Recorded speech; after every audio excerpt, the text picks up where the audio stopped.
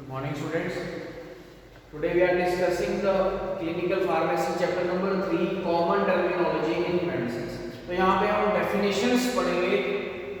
तो सबसे पहले हम डिस्कस करेंगे डोजेज फॉर्म्स कौन कौन सी रहती हैं, उनकी हम डेफिनेशन डिस्कस करेंगे. तो सबसे पहले आपके पास आती है एरोसोल्स. एरोसोल्स क्या होता है?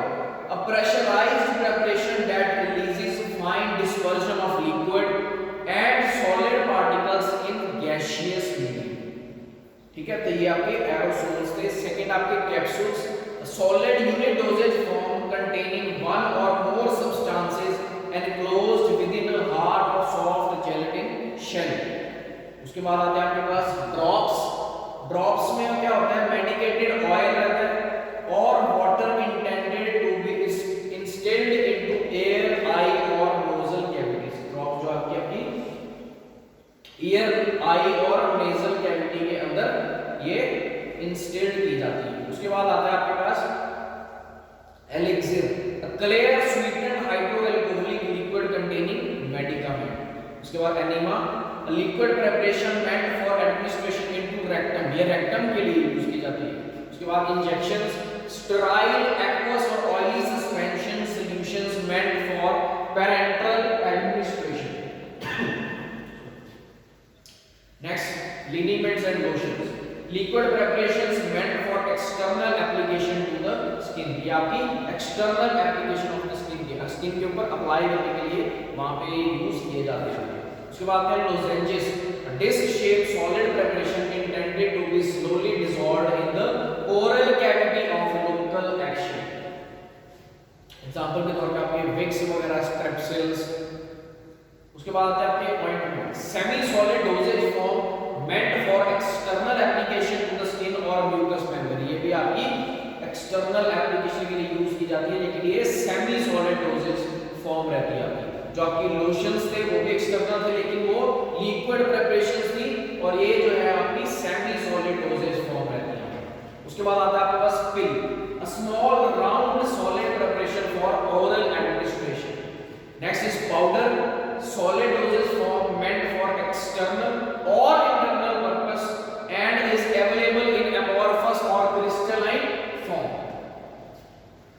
उसके बाद है आपके पास suppository, a solid dosage form intended for insertion into body cavities like rectum or vagina. ये आपकी rectum और vagina जो भी आपकी body cavities रहती है वहां पे ये insert की जाती है, where they melt, soften or dissolve and exert local और systemic effect. ये अपना वहाँ पे local और systemic effect दिखाती है. वहाँ पे इसको insert करके ये वहाँ पे dissolve हो जाती है, ठीक है, melt हो जाती है, soft हो जाती है और dissolve हो जाती है, और फिर अपना local और systemic effect अपना दिखाती है. उसके बाद आता है suspension.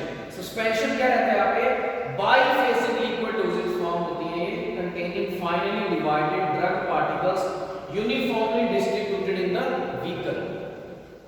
Next is syrup, concentrated sugar solution in water. It can be medicated or non-medicated. इसमें शुगर की जो में कंसंट्रेशन रहती है वो कितनी रहती है आपकी? 66.7%. Next is tablet. It is a unit solid dosage form of different weight, size and shape containing single or multiple drugs. इसमें आप enteric coated tablets are intended for absorption in the intestines.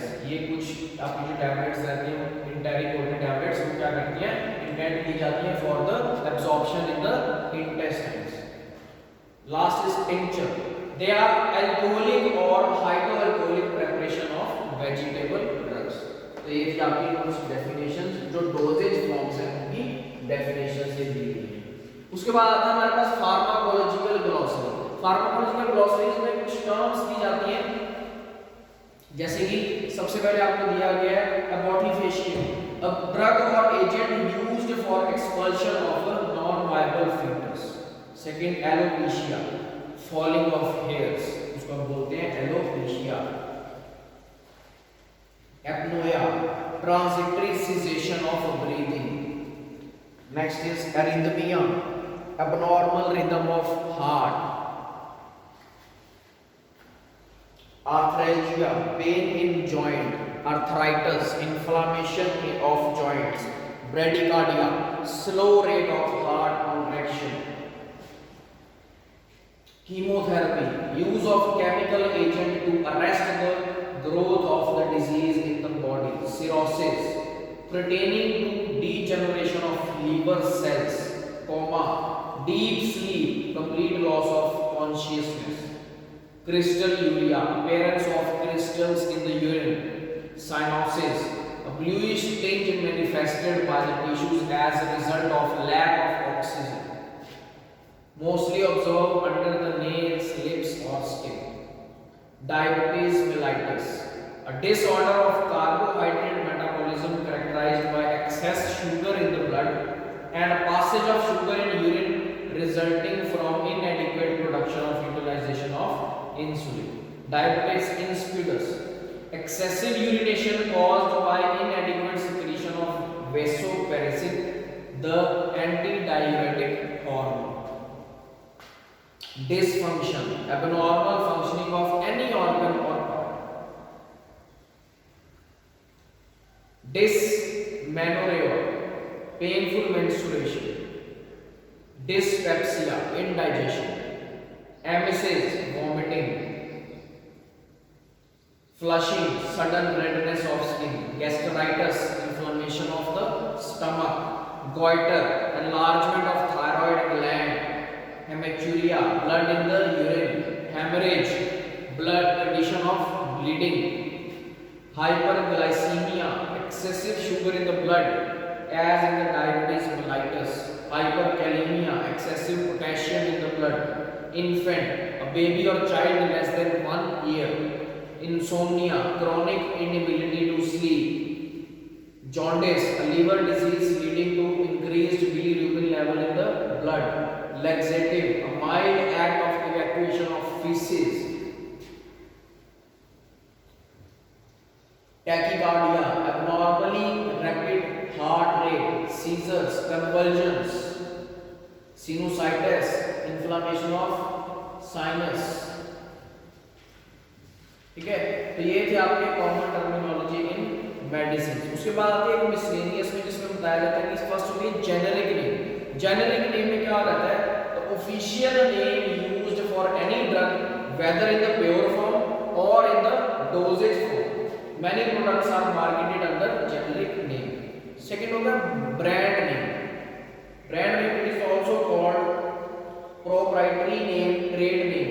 This name is privately owned by the manufacturer. ये manufacturer इसको इस नाम को own करता है। उसके बाद होती है OTC drug, जिसको हम बोलते हैं over the counter drugs.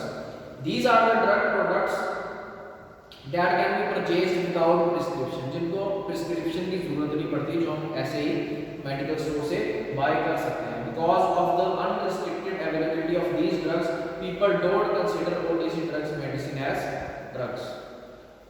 उसके बाद contraindication, it is a condition or disease which precludes the use of a particular drug. तो ये था आपका third chapter, that is common terminology in medicines. Thank you.